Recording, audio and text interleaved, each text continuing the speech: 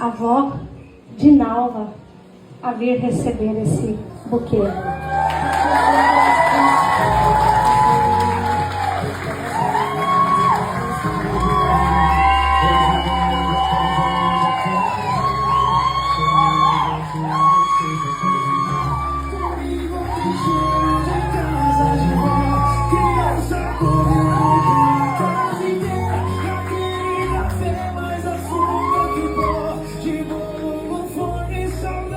Essas rosas representam todo o seu amor e gratidão por sua avó, né, princesa?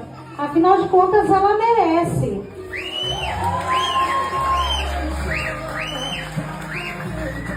E uma princesa também não pode ficar sem rosas, não é mesmo? Então, nesse momento, eu convido aqui o seu príncipe